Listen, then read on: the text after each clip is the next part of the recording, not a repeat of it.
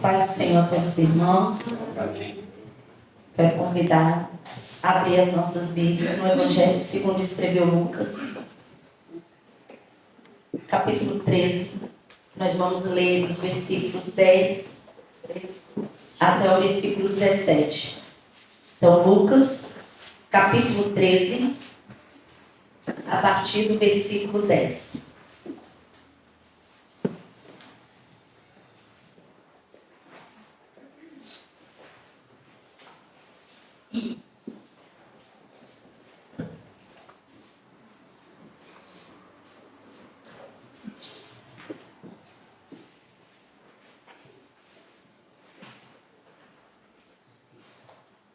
Diz assim a palavra do Senhor. E ensinava no sábado numa das sinagogas. E eis que estava ali uma mulher que tinha um espírito de enfermidade, havia já 18 anos, e andava curvada, e não podia de modo algum endireitar-se.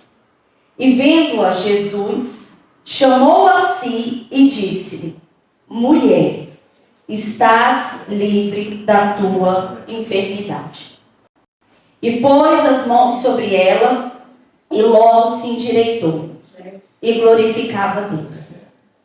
E tomando a palavra, o príncipe da sinagoga, indignado, porque Jesus curava no sábado, disse à multidão: 6 dias há em que é mister trabalhar. Nestes, pois, vinde para seres curados, e não no dia de sábado. Respondeu-lhe, porém, o Senhor e disse: hipócrita, no sábado não desprende da manjedoura cada um de vós o seu boi ou o jumento, e não o leva a beber? E não convinha soltar desta prisão no dia de sábado esta filha de Abraão, a qual há 18 anos Satanás tinha presa? E dizendo ele isto, todos os seus adversários ficaram envergonhados, e todo o povo se alegrava por todas as coisas gloriosas que eram feitas por ele. Amado Deus, Pai, nós estamos aqui diante de Ti, Pai, diante da Tua palavra, com o nosso coração, mente, Pai, entregues a Ti, para que o Senhor, Pai, possa ministrar aos nossos corações. Tome-lhe a paz, Pai, e que possamos e sermos ouvintes praticantes dela, Pai, e que em tudo glorifiquemos o Teu nome, Pai. Assim eu oro em nome de Jesus. Amém. Amados irmãos, provavelmente essa aqui tenha sido a último ensino de Jesus durante o seu ministério terreno em uma sinagoga. E é por isso que nós não sabemos e não se sabe precisar ao certo realmente o local ou a data exata de que isso aqui tenha acontecido. Mas a verdade é que o que chama a atenção nessa passagem, e talvez seja o seu foco principal, é que Jesus havia realizado um milagre, e esse milagre tinha acontecido em um sábado. E quando nós olhamos para o sábado, nós vemos a todo momento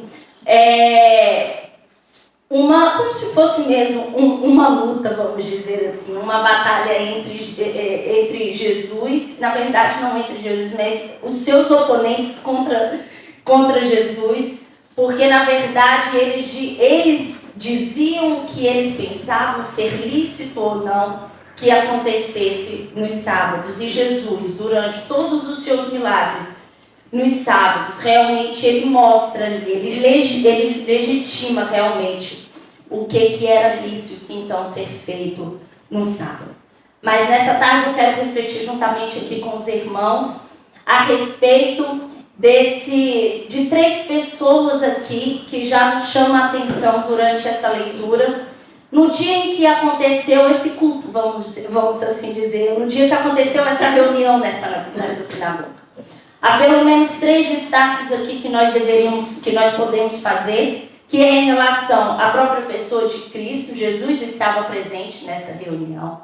E não só, mas nós também temos a participação ali de uma mulher, se calhar pouco provável que estivesse lá naquele dia, que é essa mulher inculpada. E também nós temos a presença de alguém que nos chama a atenção, que é o chefe daquela sinagoga, ou seja, como se fosse realmente aquele que tinha o cuidado, o zelo, ou até mesmo a responsabilidade de dirigir ali aquela reunião, realmente conduzir as atividades, como se fosse ele o ancião daquela sinagoga.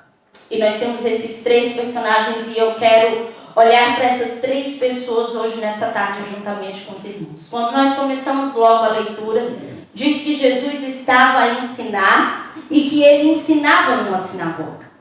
E a verdade é que até hoje o Senhor nos instrui, o Senhor nos ensina. Se nós olharmos para todo o ministério terreno de Jesus, Jesus em todo tempo ensinava, em todo tempo admoestava, em todo tempo falava, pregoava, dizia aquilo para o que ele veio fazer. E até hoje nós somos expostos, e graças a Deus por esse privilégio que nós temos, de sermos instruídos e ensinados pelo nosso Senhor através da sua santa palavra. E é verdade que cada dia mais esse mundo se encontra pior. As notícias são más, a economia vai má, a degradação moral é ainda maior. Mas a verdade é que nós temos uma mensagem. E nós temos uma mensagem que contrasta a situação do mundo hoje. Nós temos uma mensagem de esperança. Nós temos uma mensagem que não se resume somente aqui ou agora ou já. Nós temos uma mensagem que é para toda a eternidade. E a verdade é que muitas vezes, se calhar, nós não aproveitamos como Jesus aproveitava todas as oportunidades. Porque Jesus, ele não se cansava em estar ali a falar. E Jesus aqui, ele pregava, ele estava a falar, ele estava a ensinar numa sinagoga. Mas Jesus, ele não estava preso numa sinagoga. Jesus pregava à beira da praia, Jesus pregava dentro do barco, Jesus pregava na montanha, Jesus pregava até em meio à tempestade, não é? Ora nós vemos Jesus a falar para multidões, ora nós vemos Jesus ali só com Nicodemos, ora nós vemos Jesus apenas com os seus discípulos, mas Jesus estava a falar, estava a ensinar e estava a dizer essa mensagem a todo tempo. E não tem como nós passarmos por isso e não olharmos para a nossa vida e ver se nós estamos também tão desejosos e tão praticantes disso também. Será que temos aproveitado todas as oportunidades e qualquer lugar onde nós vamos, onde nós estejamos, para poder dizer e entregar essa mensagem, que é a única mensagem que salva, liberta e transforma a vida de um homem. E depois diz aqui que durante esse ensinamento de Jesus, durante essa reunião, entra uma mulher encurvada. Muitos comentaristas vão fazer menção de um médico cirurgião short que vai dizer que a enfermidade que aquela mulher tinha era uma espondilite de formas. Ou seja, os seus ossos, os ossos da sua espinha, já tinham sido todos fundidos numa massa rígida. Aquela mulher, quando diz que ela andava curvada, é porque ela não podia, de fato, estar direita. E mais do que isso, ela tinha o comprometimento de todo o campo dela de visão. Porque uma vez que ela não podia endireitar-se, ela também não podia olhar. Não é verdade? Ela não podia olhar para o alto, ela não sabia o que estava à sua frente, porque ela sempre estava encurvada. E possivelmente essa mulher entrou, eu imagino essa mulher a entrar naquele dia, naquele lugar e naquela situação. Provavelmente ela tenha se dirigido ali ao fundo, não é? Do lado onde sentavam as mulheres, com muita dificuldade, porque a sua condição física não lhe possibilitava chegar, não é? E assim olhar todos e saudar a todos. Mas apesar dos seus pesares, ela estava no lugar certo e na hora certa. E se nós olharmos a condição dessa mulher, não foge muito da condição do homem que não conhece a Cristo. Porque o homem, quando ele não conhece a Deus, não conhece ao Senhor como seu Salvador, e ainda não tenha tido um encontro verdadeiro com Deus, ele ainda carrega sobre ele o peso da condenação e o peso do pecado. E esse peso realmente impossibilita de ver Deus como Deus verdadeiramente é.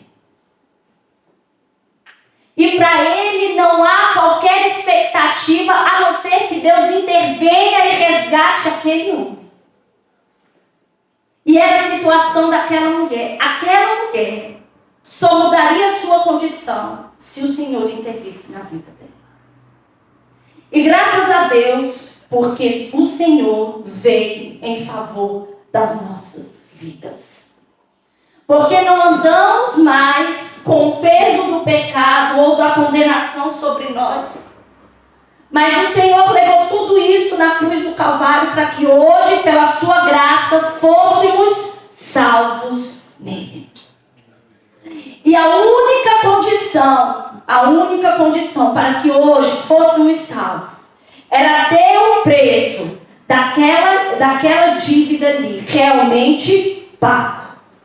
E foi isso que Jesus fez. Ele pagou a nossa dívida e fomos declarados justos então por Deus Pai. E essa mulher, quando ela adentra ali, aquele lugar, ela era uma mulher que tinha uma vida limitada, uma visão limitada e uma expectativa limitada. O que poderia ainda lhe acontecer? Uma verdade. Mas diz que Jesus viu aquela mulher. Mas não foi só Jesus que viu aquela mulher, não é? Porque havia mais pessoas naquele lugar. E se calhar outras pessoas viram aquela mulher. Mas aqui é uma distinção muito grande do meu olhar, do meu ver, do meu enxergar, do ver e do enxergar de Jesus sobre a vida daquela mulher.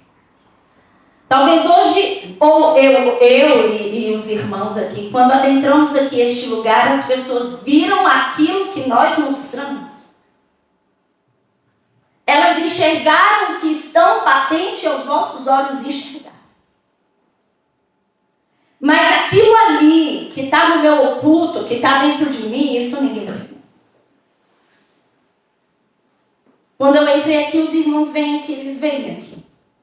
Quando os irmãos entraram aqui, eu vi o que os irmãos estão a mostrar aí.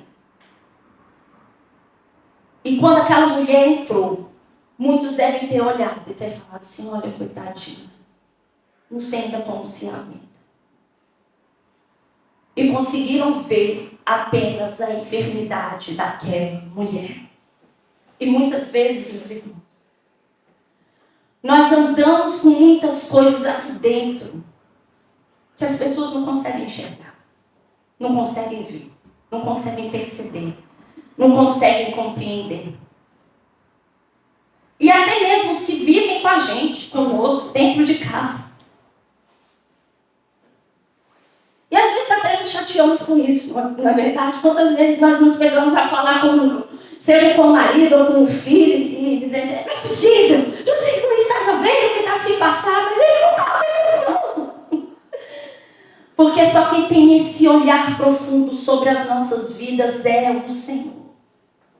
Porque quando aquela mulher entra naquela sinagoga, Jesus não vê apenas a condição física daquela mulher, mas ele enxerga a condição da alma daquela mulher. Ele sonda não apenas isso daqui, ele não enxerga somente essa capa, mas ele enxerga o interior e o coração daquela mulher. E esse mesmo Cristo está hoje aqui. E esse mesmo Jesus não está a ver só o que os nossos olhos podem ver. Ele está a enxergar aquilo que olho humano nenhum pode hoje sondar o teu coração e conhecer. E isso tem que trazer esperança, conforto e consolo no nosso coração. E todas as vezes que eu falo dessa questão de enxergar, eu não consigo me lembrar, aliás, eu não consigo me fazer esquecer daquela passagem de Agar. Já andava ali com desentendimento com Sara, não é? E ela foge. Mas o Senhor vai ao encontro daquela mulher. Onde pensa, Zacar, que vai? É para você voltar. E ele faz uma promessa com a mulher. E ela diz assim: verdadeiramente, tu és o Deus que me vê. E o Senhor não desamparou aquela mulher, porque tempos depois, quando começam a ver ali aquelas desavenças entre Isaac e Ismael, então Abraão os despede. E ela estava ali novamente a vaguear. E a sua água já tinha acabado, o seu mantimento. E ela disse que se põe assim ao tiro de uma flecha, porque ela não queria ver o menino. E o Senhor fala assim: eu ouvi o choro do menino. O Senhor não desampara. Nós temos um Deus que não nos desampara. Como nós falávamos aqui nessa manhã, nós temos um Deus que não falha. Nós temos um Deus que é fiel. E é por isso que nós estamos e devemos estar desejosos de colocar tudo diante desse Deus. E quando aquela mulher entra, Jesus enxerga aquela mulher, vê aquela mulher e a chama.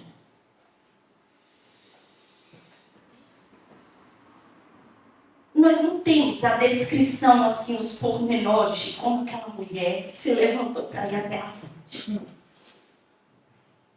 Mas uma coisa eu sei que ela foi, porque aqui está escrito que ela se levantou e foi.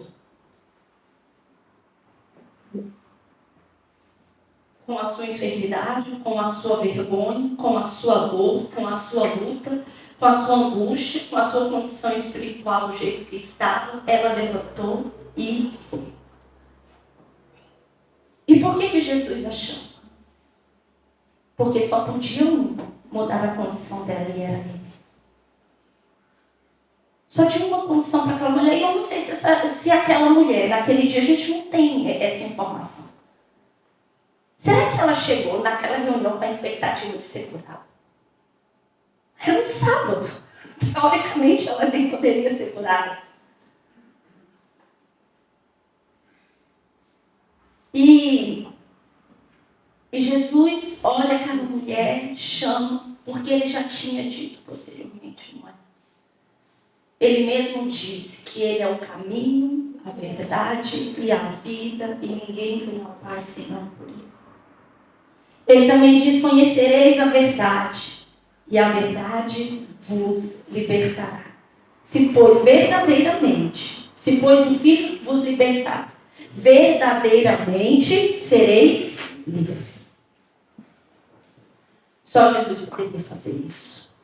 E Jesus fez. E quando Jesus chama por um propósito. Aquela mulher não levantou dali a pensar assim: será que ele vai me chamar para quê? Para expor? Simplesmente para me expor ali na frente de todo mundo, a minha vergonha, a minha doença, a minha enfermidade. Jesus a chama e Jesus a cura. Porque quando Jesus nos chama, meus irmãos, Jesus nos chama segundo um propósito. E quando Ele nos chama, a sua mão não está retraída, mas a sua mão está estendida em nosso favor. E Ele não chamou somente aquela mulher naquele dia. Ele chamou-me a mim.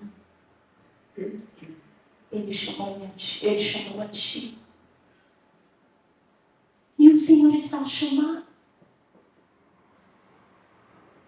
Mas quantas vezes nós ainda julgamos?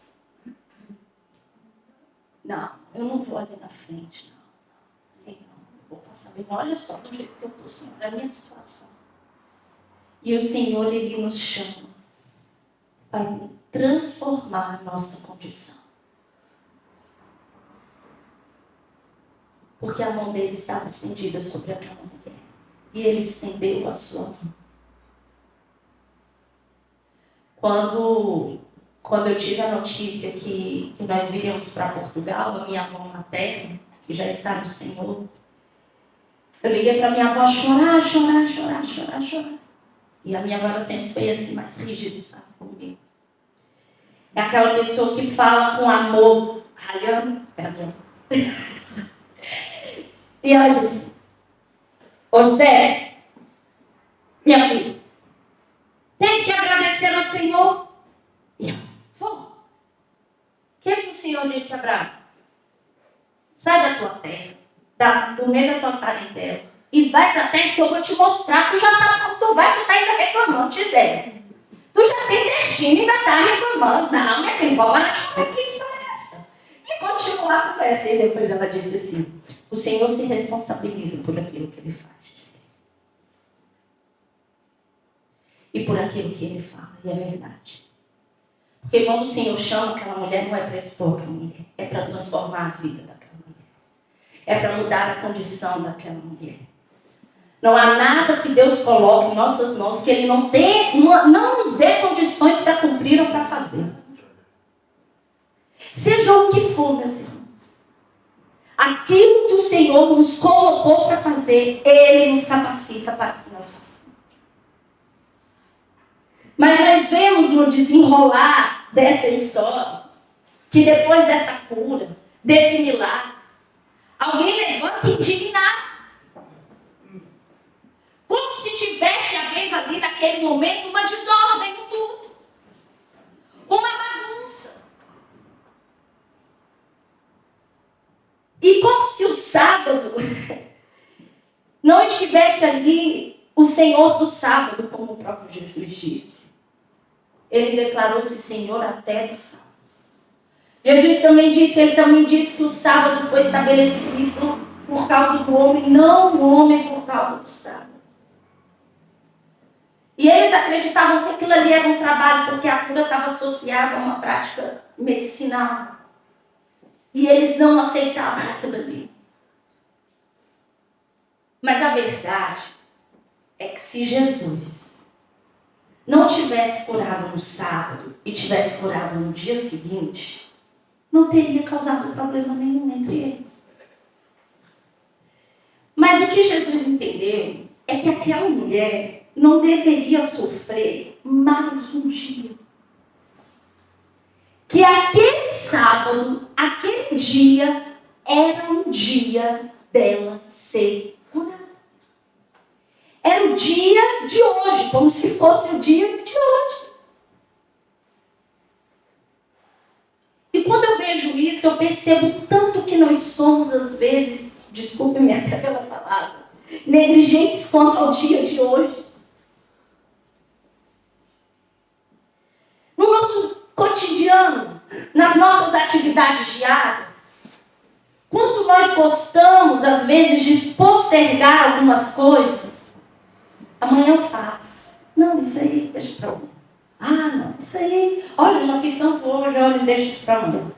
E postergamos muitas coisas que se calhar não eram para ser postergadas. E não fazemos isso só com as nossas atividades diárias, mas às vezes repetimos o comportamento da nossa vida espiritual.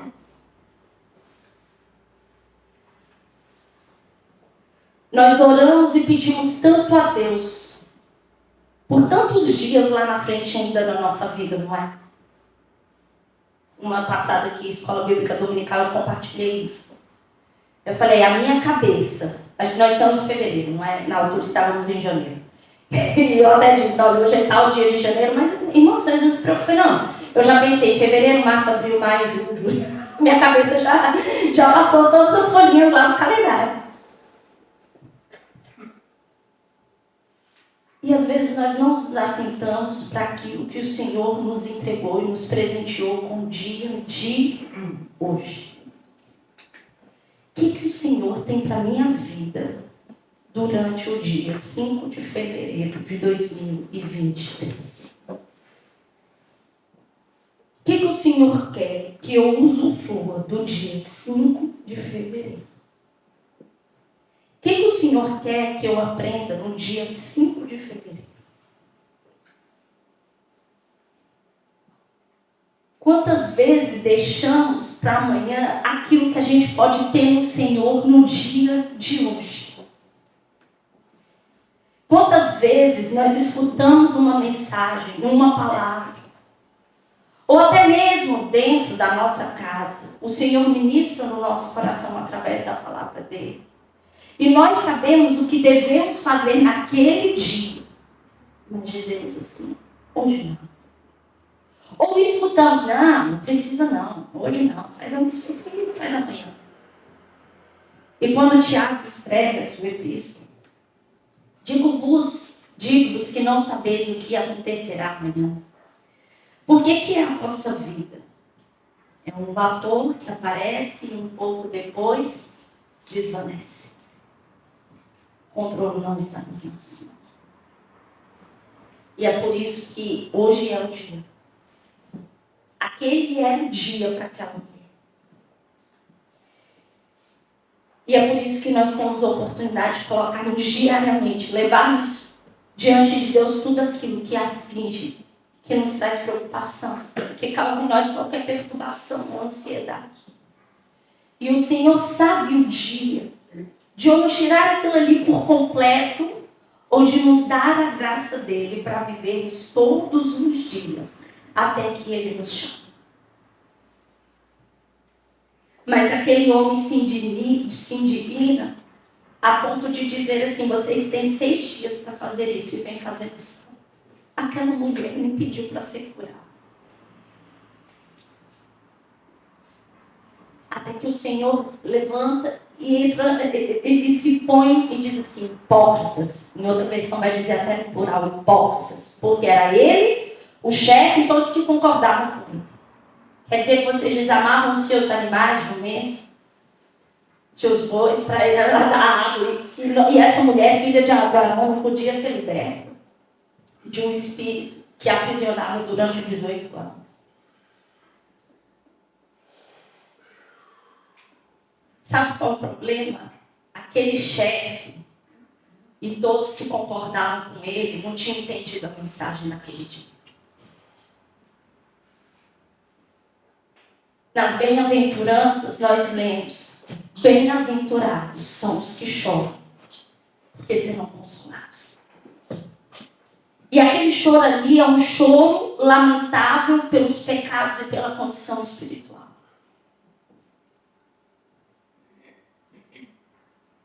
E isso sim tem que nos indignar.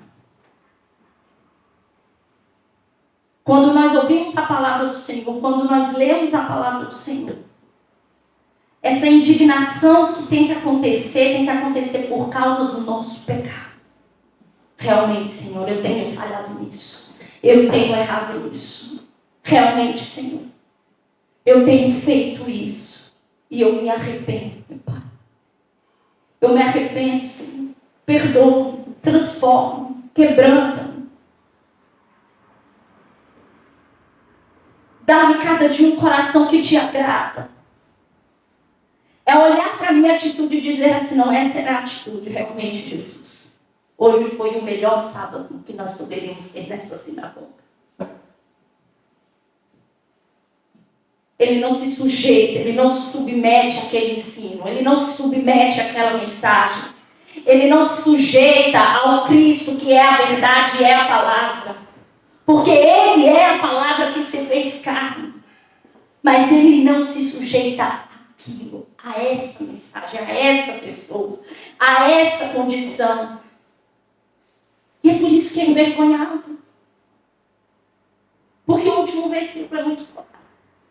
Que depois que Jesus fala, eles são envergonhados. Mas há um povo que se alegrou naquele dia. Foi o povo que entendeu a mensagem.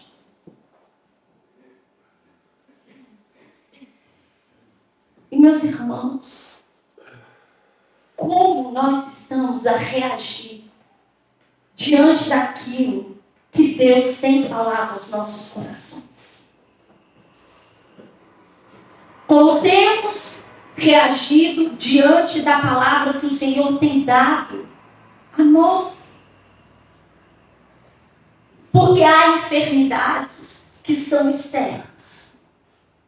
Mas se calhar aquele chefe da sinagoga andava interiormente mais encurvado do que aquela pobre mulher que estava 18 anos naquela condição.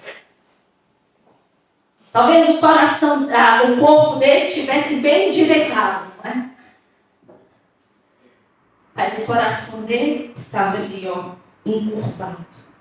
Que não conseguia olhar para o Deus que salva e que liberta, e que tem todo o poder, toda a autoridade para fazer o que quer, quando quer, como quer, no dia que quer. Porque Ele é o dono das nossas vidas. O salmista diz que Ele tem os nossos dias escritos, contados no teu livro. Ele que sabe de todas as coisas. É Ele quem tem o controle das nossas vidas. E sabendo disso, nos sujeitamos a esse Deus. Fazemos parte desse povo que se alegra com a mensagem de Cristo. Fazemos parte desse povo que glorifica a Deus como aquela mulher glorificou assim que ela foi curada. Fazemos parte realmente desse povo que anseia morar no céu. A desfrutar dessas bênçãos eternas, celestiais. Fazemos parte desse povo que se alegra quando realmente uma alma vem, se arrepende e se converte ao Senhor. Somos esse povo que está trabalhando, orando, intercedendo para que outras almas sejam alcançadas pelo Senhor. Somos esse povo que, apesar dos pesares da vida, continuamos crendo no único autor e consumador da nossa fé. E eu quero encerrar aqui com uma frase de Barclay. No mundo e na igreja, estamos em constante perigo de amar mais os sistemas do que amamos a Deus e mais do que amamos aos homens. Que o Senhor tenha misericórdia de nós e nos ajude, meus amados, a vivermos sãos, realmente livres, libertos e regozijados na presença do nosso Deus. O Senhor nos abençoe.